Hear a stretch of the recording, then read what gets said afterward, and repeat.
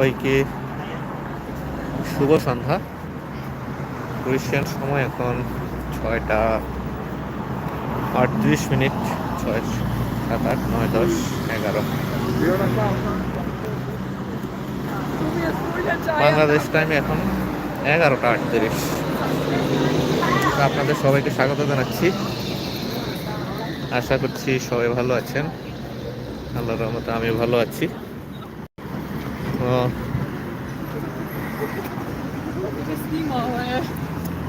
এখন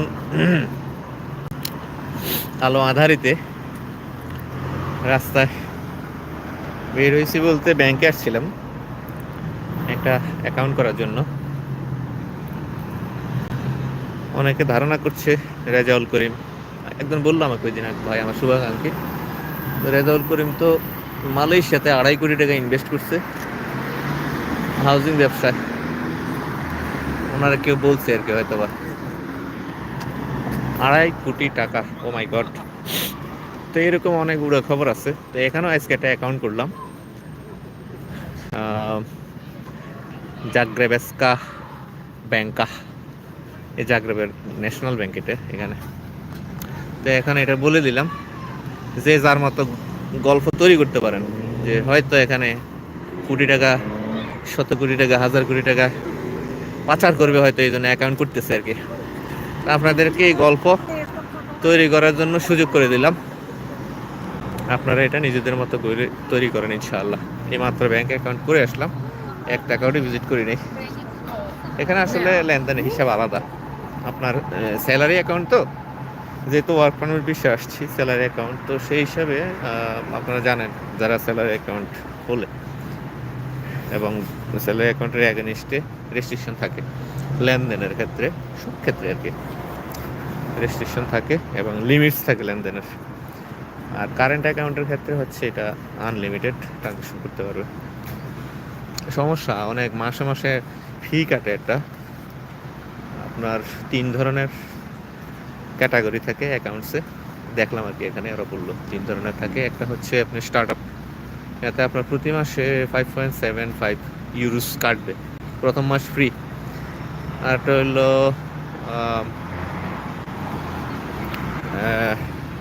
স্মার্ট, ওইটা আপনার 11.5 ইউরো কাটবে। আর একটা হচ্ছে সুপিরিয়র, ওইটা আমি জিজ্ঞেসই করি নাই, কারণ ওইটা আমাদের দরকার নেই। তো তা আমাদের বাংলাদেশি ভাইয়েরা যারা অ্যাকাউন্ট করে আর কি, যারা বিজনেস করে না, জব অ্যাকাউন্ট করে, তারা সাধারণত স্টার্ট আপ যেটা ওইটাই করে। এখান থেকে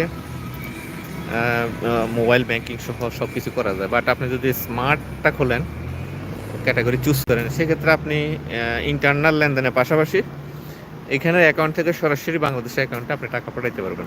এটা একটা সুবিধা আছে। সেক্ষেত্রে পয়সা করে অনেক বেশি কাটে, ট্যাক্স কাটে বেশি। আর ইউরোপের লাইফ তো অনেকে মনে করেন যে খুবই সহজ সরল লাইফ, হয়তো বা খরচ মরচ কম, আয় রোজগার বেশি, এরকম মনে করে অনেকে। আসলে কিন্তু ব্যাপারটা এরকম না, এখানে অনেক এক্সপেন্সিভ সব কিছুর ক্ষেত্রেই। সব বাসা ভাড়া তো মারাত্মক অবস্থা, যেটা দেখলাম। আর আয় রোজগার তো ক্রোয়েশিয়াতে যারা জব করে তারা সাধারণত 800 থেকে 1000, পরিশ্রম অনুযায়ী আর কি। যারা ফুড ডেলিভারি করে, ড্রাইভিং করে, তারা আবার ভালো কামাইতেছে। কোনো কোনো ট্যাক্সি ড্রাইভার, একদিন ওই দিন আমার এক বাঙালির সাথে ট্যাক্সিতে চড়ার সুযোগ হয়েছে। উনি বোল্ট একটা সফটওয়্যার আছে, ওইটাতে চালায় আর কি। উবার আছে, বোল্ট আছে, বোল্টে চালাইলো।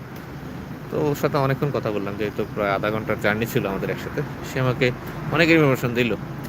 সে মিডল ইস্ট থেকে আসছে, আসার পরে মিডল ইস্টে যে লাইসেন্স ছিল সেটা দিয়ে সরাসরি সে ফুড ডেলিভারিতে কাজ শুরু করতে পারছে, বা ট্যাক্সি চালানো শুরু করতে পারছে। বাট এখন কিন্তু এটা হয় না।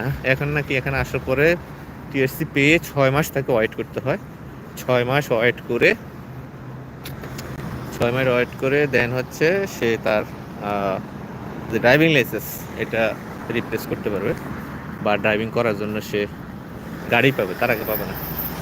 তো ও আমাকে বললো যে আমি মোটামুটি প্রতি মাসে 1500 থেকে 2200 ইউরোস তার ইনকাম হয়। এটা অনেক বড়। এই জন্য আমরা বলি কাজ শিখে আসলে আসলে যে কোনো কাজই শিখেন না কেন, যেটাই শিখেন ওইটা আপনার জন্য অনেক কাজে লাগবে এবং সেটা খুব ভালো হবে। আজকে তাপমাত্রাটা একটু কম, মোটামুটি এখন 3 3 ডিগ্রি সেলসিয়াস, এবং ফিল লাইক 1। রাতের দিকে দেখলাম -1 হয়ে যাবে। আর দুপুরের পরে মোটামুটি ছোট ছোট বরফের মতো এরকম পড়ছে আর কি। বৃষ্টি ছিল, বৃষ্টির সাথে এগুলো পড়ছে আর কি। আমাদের গ্রামের এলাকায় আমরা যেন বলতাম না শিল পড়ে, ওইরকম ছোট ছোট এগুলো পড়ছে। তো এই কারণে হয়তো এখন ঠান্ডাটা আরো বেশি আর কি। তো এখন সন্ধ্যার পর এমনিতে আসলাম, কারো কোনো প্রশ্নের উত্তর দেওয়ার জন্য না, বা কোনো কিছু শেয়ার করার জন্য না, কোনো সার্কুলার দেওয়ার জন্য না, এমনিতেই আসলাম আর কি। আপনাদের সাথে কিছু ব্যাপার শেয়ার করলাম, যেটা আজকে আমার সাথে ঘটলো আর কি। যেমন ব্যাংকে গেলাম, ব্যাংকের সাথে কি হলো না হলো এটা আপনাদেরকে বললাম। দিনে দিনে কিন্তু ব্যাংক অ্যাকাউন্ট হয়ে গেছে, ইভেন অ্যাপস নামিয়ে তারা অ্যাপসটাও অ্যাক্টিভ করাই দিচ্ছে আর কি।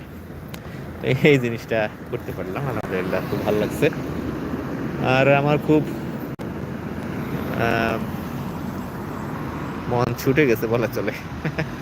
কিন্তু কাজগুলো সেরে আল্লাহ চাইতে যত দ্রুত সম্ভব দেশে চলে আসবো। অনেকে কমেন্ট করছে দেখছি। মোহাম্মদ ইমন, কসবুর, নিউ অ্যাপয়েন্টমেন্ট স্টার্ট হবে কবে? অযথা কথা বলো, ঠিক আছে।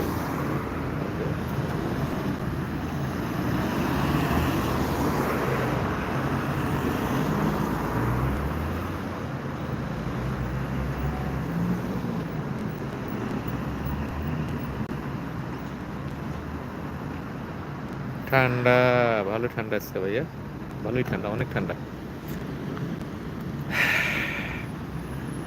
আল্লাহু একবার, আল্লাহু একবার। যারা দেখছেন আসলে সবাইকে অনেক অনেক কৃতজ্ঞতা জানাচ্ছি। এখন সময় বাংলাদেশ সময় 10:30টার উপরে, সরি 11:30, 11:45 মতো বাজে। তো আমি একটু দেখলাম আর কি, আসলে এই সময়টাতে যদি আপনাদের সাথে আমি কথা বলতে আসি, তখন হয়তো বা অনেকে আমার সাথে এঙ্গেজ থাকতে পারবে না। এখন অলরেডি 273 জন আমার সাথে এঙ্গেজ আছেন, এটা দেখে আর ভালো লাগলো। তো এইভাবেই করা হবে ইনশাল্লাহ, চেষ্টা করব। অনেকগুলো ইনফরমেশন আছে, সেগুলো নিয়ে কালকে সময় নিয়ে আপনাদের সামনে আসবো ইনশাল্লাহ, কথা বলবো। সবাই দোয়া করবেন। আর এখানে তো বড়দিনের উৎসব শুরু হওয়ার সময় হয়ে গেল, ছুটি ছাটাও সামনে শুরু হয়ে যাবে ইনশাল্লাহ। আর আজকে আমাদের 16টা পুলিশ ক্লিয়ারেন্স অ্যাটাস্টেশন হয়ে আসছে, অফিসে পাঠিয়ে দিয়েছি। এগুলো হয়তো কালকে অফিস টাইমে সবাইকে জানিয়ে দিবে ক্রোয়েশিয়ার কার কারগুলো আসলো আর কি। হ্যাঁ, আমি কোন দেশে থাকি না ভাইয়া, বাংলাদেশে থাকি, ক্রোয়েশিয়াতে আসছি, আবার চলে আসবো দ্রুত ইনশাল্লাহ। ভালো আছি আলহামদুলিল্লাহ, ভালো আছি আল্লাহর রহমতে।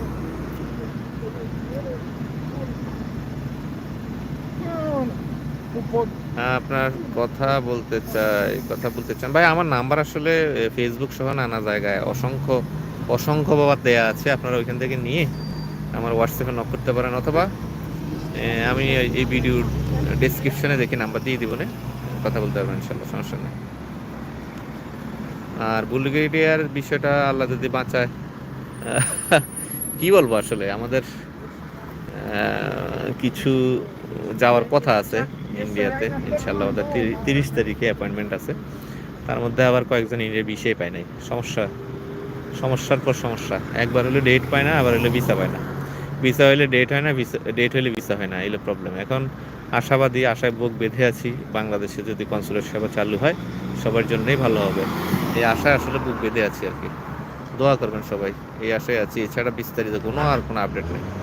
বুলগেরিয়ার বিষয়ে আর কোনো বিস্তারিত কথা নাই, এই ঘুরে ফিরে প্রতিদিন এই এসব কথাই বলতে হবে, ঠিক আছে?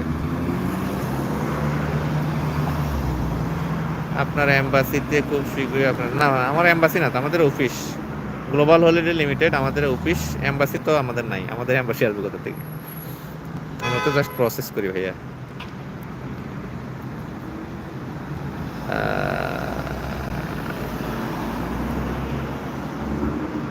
মালদোবার ব্যাপারে তো কথা বলছি ওই দিন। মালদোবাতে কি কি কাজ হয় কি না হয় এগুলো নিয়ে ওই দিন কথা বল। আচ্ছা, এগুলো নিয়ে বিস্তারিত কালকে কথা বলবো ইনশাল্লাহ। বাইরে আছি তো, বৃষ্টি স্নাত আকাশ, আর রাস্তাঘাটও ভিজা ভিজা প্রচুর। দুপুর থেকেই ভালো বৃষ্টি হয়েছে মোটামুটি, মুষলধারে না, গুড়ি গুড়ি বৃষ্টি, সাথে আবার বরফের মতো পড়ছে আর কি দুপুর থেকে। তো সব মিলিয়ে পরিস্থিতি ভালো না, ঠান্ডা, হাতগুলো একদম বরফ হয়ে গেছে, ভালোই ঠান্ডা, ভালো ইনফরমেশনটা। তো যাই হোক, পরে আবার এসে কালকে এসে আপনাদের সাথে কথা বলবেন, ইনশাল্লাহ অনেক কথা বলবেন, আল্লাহ চাহে তো।